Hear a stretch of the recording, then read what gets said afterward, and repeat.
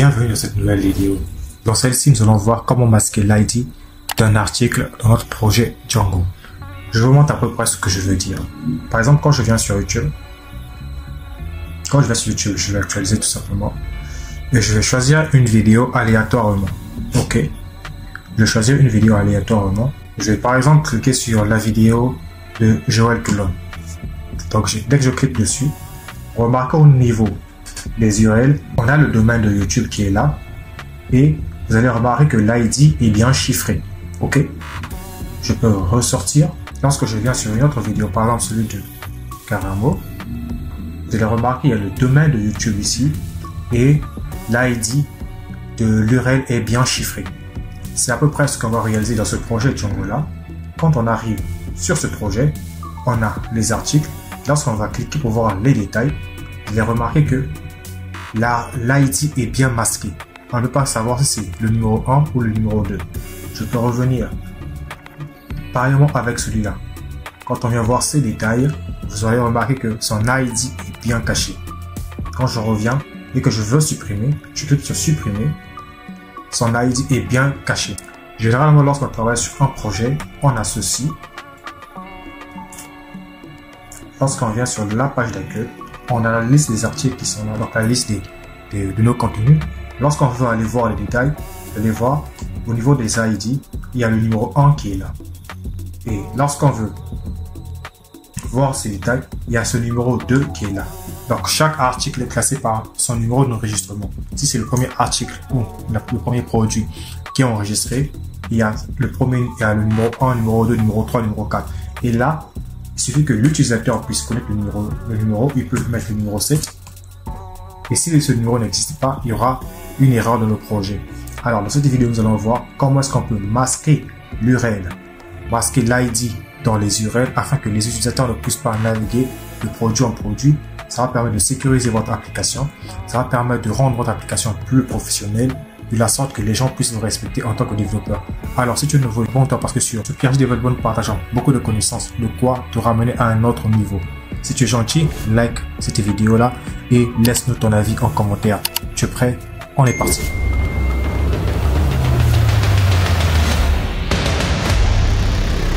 Bienvenue. Alors pour réaliser notre fonctionnalité, nous allons partir d'un projet tout vierge. Et si tu as déjà un projet, tu pourras tout simplement sauter cette étape et arriver à l'étape qui t'intéresse. Nous allons créer le projet.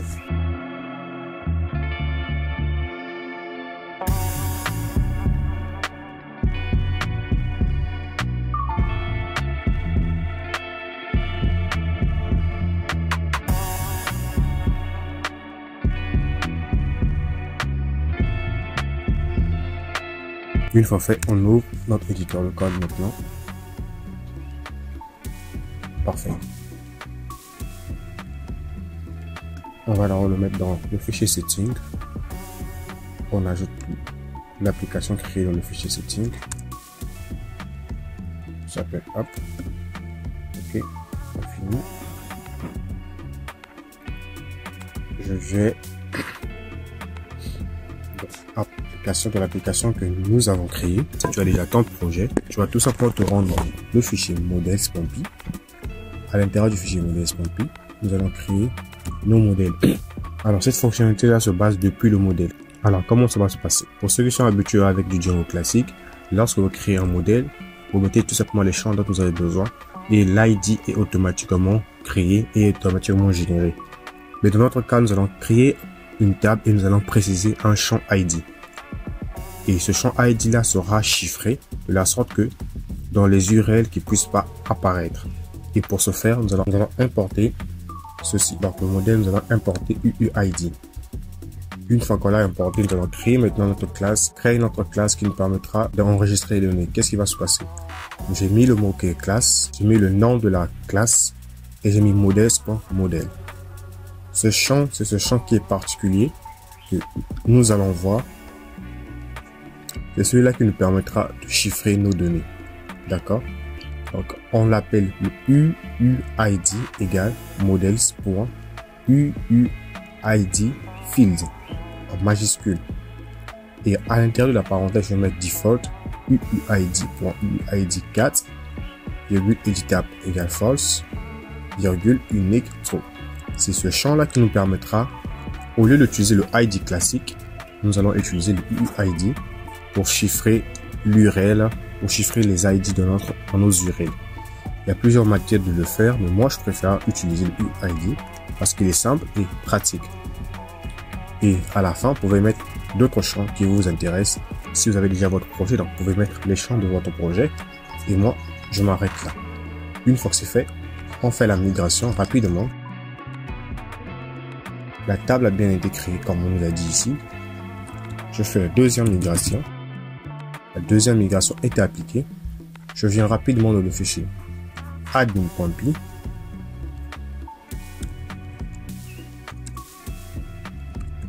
Je vais importer notre modèle.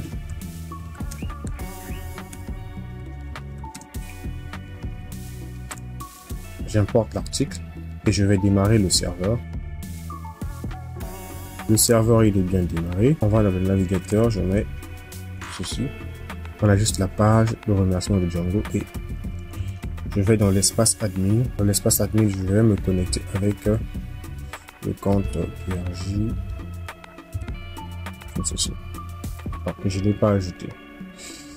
Okay. Je l'ai importé mais je ne l'ai pas ajouté. Donc je vais mettre admin site registre. Je veux la parenthèse, je mets article. Le serveur vient de démarrer. On actualise. Ok, je vais ajouter quelques articles. Titre. La programmation.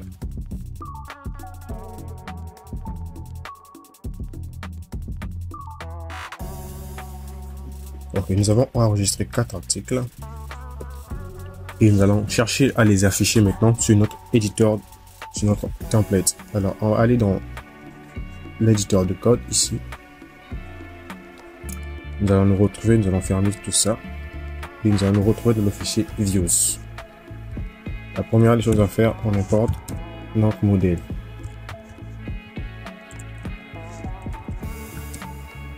Nous allons d'abord afficher tous les articles de notre projet. Alors, pour l'afficher, on va faire ceci. On crée une fonction. On récupère tous les articles. On voit dans le contexte. Et on affiche notre page HTML qui est home.html. Je vais créer un dossier template. Là où je vais mettre le fichier HTML. home.html.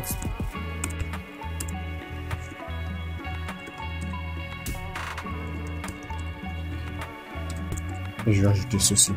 J'ai une boucle for qui me permettra de parcourir ma table, article et afficher le titre et afficher la description ici. C'est des choses qu'on a déjà vues tant de fois ici. On va tester tout ça. Et avant tout, on va mettre l'URL. On va utiliser tout simplement l'URL de l'application directement. Ici, je vais importer form app, donc mon application, point, dans mon fichier views, importe article. Et là, je vais mettre paf, j'ouvre, je mets la virgule, je mets le nom de la fonction, c'est quoi déjà? Oh, je crois bien. Le nom de la fonction ici, c'est quoi? Oh.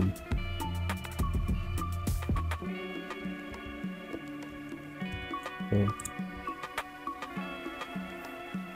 Et là, je fais quoi? Oh. Virgule, mail, égal, oh.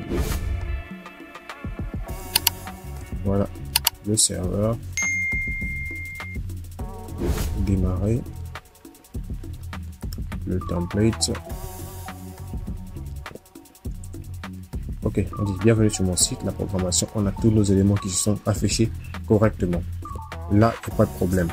Maintenant, nous allons chercher à masquer l'ID. À quel moment on va savoir que l'ID est masqué? Pour ce faire, il suffit tout simplement d'aller voir les détails ou de chercher à le supprimer ou de faire la modification. C'est lorsqu'on fait ces fonctionnalités-là, lorsqu'on sélectionne un élément, que c'est là où l'ID apparaît dans les URL.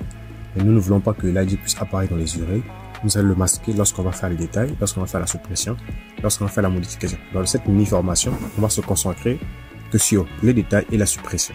Donc, on va voir avec une fonction et une vue générique. Ce que je vous montre, vous pouvez l'adapter dans n'importe quel projet que vous allez réaliser à l'avenir. C'est très simple. On ouvre notre éditeur de code. Là, nous allons partir dans la fonction maintenant. À l'intérieur de la fonction, nous allons maintenant faire la fonction pour voir les détails de chaque article. Alors, pour voir les détails, nous allons créer cette fonction-là. On a def, le nom de la fonction, request, virgule, UUID. On précise UID en paramètre. D'accord?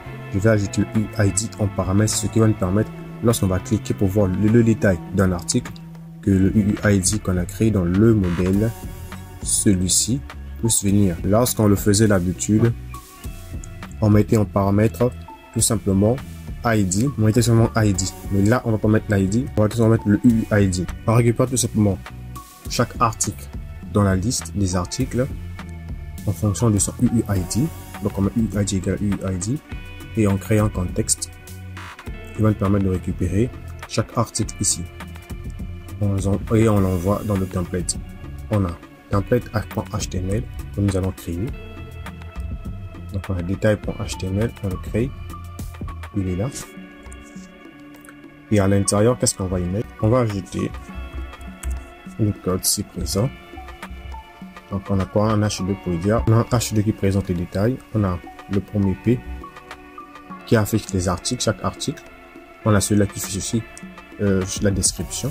Donc, lorsqu'on clique sur un article, on a sa description. C'est pas tout. On vient dans le home. Et pour chaque article, on va ajouter une balise A pour mettre l'URL.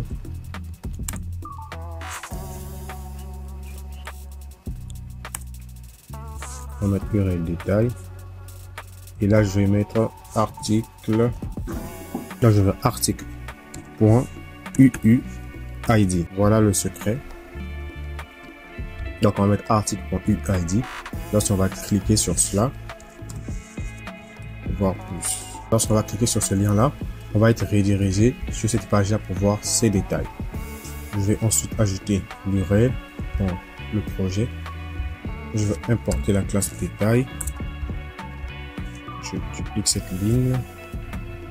Je mets détail. Détail. Détail. Ok, une fois que c'est bon, je vais actualiser maintenant ici. Ok, il y a une erreur. Qu'est-ce que le code a dit? On a 2 A ici, ça c'est pas important.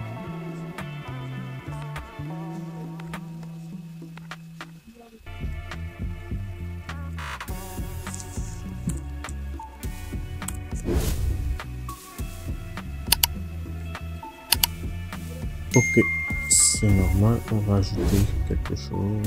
Ok, on va aller dans les URL ici. Puisqu'on va sélectionner un seul article, on a besoin de quelque chose d'autre. On a besoin de préciser ceci, le UUID. Donc normalement, quand on le faisait, on utilisait int2.pk, int2.id. Mais là, on va utiliser UID2.UID. On envoie aussi l'UID dans les URL pour ne pas qu'il y ait une erreur. Parce que c'est dans les détails qu'on va chiffrer chaque truc. Il faudrait bien qu'il soit caché. Le serveur est démarré, je viens et je vais actualiser. Ok, ma page c'est bien affiché avec succès.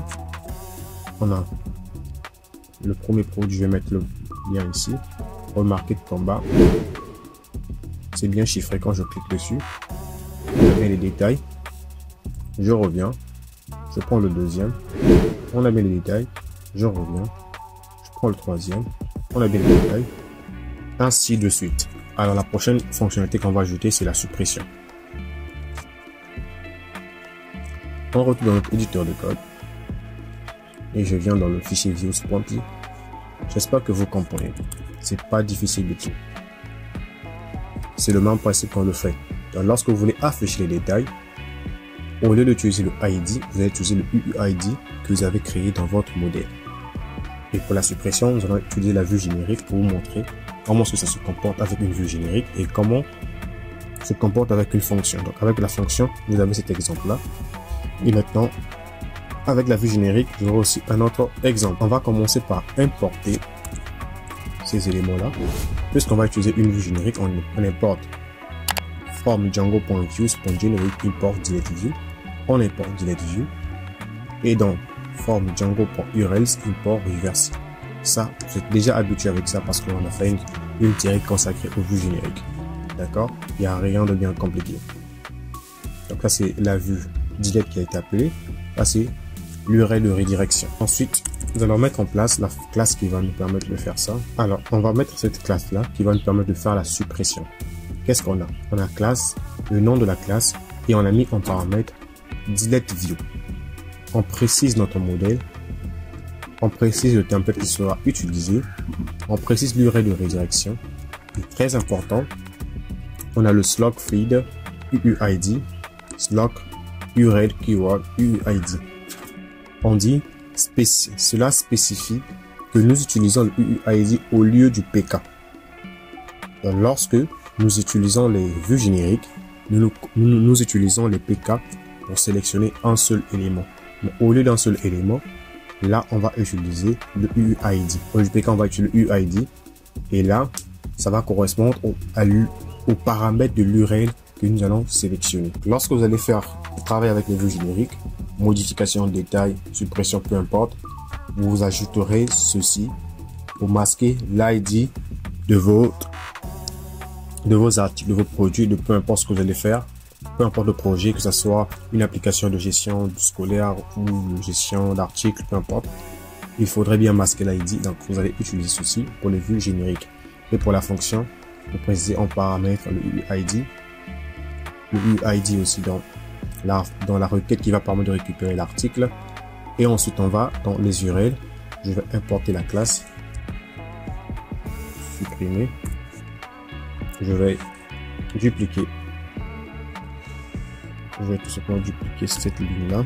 Et là, je vais mettre supprimer. On garde toujours le UUID ici. Et là, au lieu de détail, je vais mettre supprimer .as view parce que c'est une vue générique. D'accord? .as view, on a une vue générique et là, je vais supprimer. Dans le template où nous affichons nos articles, on va ajouter un deuxième lien pour la suppression. Au lieu de détail, je vais mettre l'URL de la suppression ici. Supprimer. On garde toujours article UID. Et là, je vais mettre le lien va permettre de supprimer. Donc, pour chaque article, il y aura un bouton voir plus, donc voir le détail, et supprimer pour la suppression. N'oublions pas que dans notre fonction, on a précisé ce template supprimer.html. Donc, on va le créer dans le template.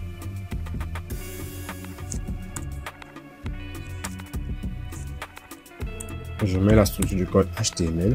Et à l'intérieur, ici, je vais ajouter cette structure de code. Rien de bien compliqué. J'ai un H2 qui me met le titre et j'ai un form, le formulaire. J'ai précisé l'URL dans action, l'URL supprimée que j'ai ajouté dans cette URL là. Supprimer, URL nommée, supprimer. Ensuite, qu'est-ce que je vais faire? Je mets object.uid pour sélectionner un seul objet. On a la méthode post, le CF token toujours et un message de rien du tout pour dire vous êtes sur le point de supprimer un article que vous avez publié. On a ce bouton annuler qui va nous permettre de revenir sur la page d'accueil ou un bouton pour confirmer la suppression. Ça, on a déjà vu sur cette chaîne-là. Il n'y a rien de bien compliqué. Si tu es débutant ou si tu ne te retrouves pas, tu as une série consacrée à toutes les bases de Django. Nous avons pris du temps et nous avons expliqué plein de concepts là-dedans. Il n'y a rien de bien nouveau ici. Alors, on va vérifier notre serveur. Il est bien démarré. Et je viens sur notre template. Je vais actualiser maintenant. Notre bouton supprimer qui est là. Quand je clique sur celui-là, vous remarquez qu'en bas au niveau de l'URL, c'est déjà chiffré. Supprimer. Regardez l'ID. Je viens j'annule. Quand je viens sur détail, regardez l'ID. C'est bien chiffré. Quand je viens sur supprimer, je supprime. Ça disparaît. Il en reste que 3. Je viens sur le dernier. Supprimer. Supprimer. Il disparaît. Supprimer. Annuler. Ok. Regarde, tout est parfait. Tout est bon. Tout est fait. Le principe, il est très simple. Donc, tout se passe au niveau du modèle. Tout se passe au niveau du modèle. Vous créez votre modèle. Vous importez d'abord le UUID. Ensuite, votre classe. Dans votre classe du modèle, vous allez ajouter cette ligne de code. Vous pourrez tout simplement le copier-coller dans chaque projet que vous allez faire. Au lieu de vous casser la tête, vous copiez tout simplement cette ligne-là. Ça ne changera jamais. Ça restera pareil. Je vous conseille d'utiliser la version 4 parce que, à mon avis, c'est le plus professionnel, le plus complexe à concevoir pour l'œil humain. Donc, l'autre humain aura du mal à le comprendre, mais la machine pourra le comprendre simplement. Et lorsque vous utilisez ça dans votre modèle, je vous ai montré comment mettre ça en place dans votre fonction. Dans le cas de la fonction de détail, vous avez cet exemple-là. Au lieu d'utiliser le ID, vous utilisez le UID. Dans la classe de suppression, dans l'exemple avec une suppression, une vue générique, vous avez ceci, donc la vue générique normale, et vous précisez tout simplement ces deux choses-là pour ne pas avoir des erreurs. D'accord? Et vous pouvez l'adapter avec n'importe quelle fonctionnalité, n'importe quelle application. Il suffit juste de savoir comment s'y prendre. Merci d'avoir suivi. Si vous n'avez pas compris, vous avez des difficultés, n'hésitez pas à nous les mettre en commentaire. Nous serons ravis de vous répondre. Merci de liker et de vous abonner si vous êtes nouveau. Pour rejoindre notre communauté Telegram, le lien sera en description. Vous aurez accès à chaque code source de chaque projet que nous réaliserons sur cette chaîne-là. L'accès est totalement gratuit à tout le monde. Il suffit de cliquer sur le lien en description et de nous rejoindre. Vous aurez tout ce que vous avez besoin. Nous partagerons beaucoup de ressources. Ceux qui ont eu l'accès ont récupéré quelques trucs. C'est déjà important. Sur ce, je vous laisse et on se retrouve dans une prochaine vidéo. Portez-vous bien, reprenez et posez des questions. C'était PRJ Développement. Hey, hey.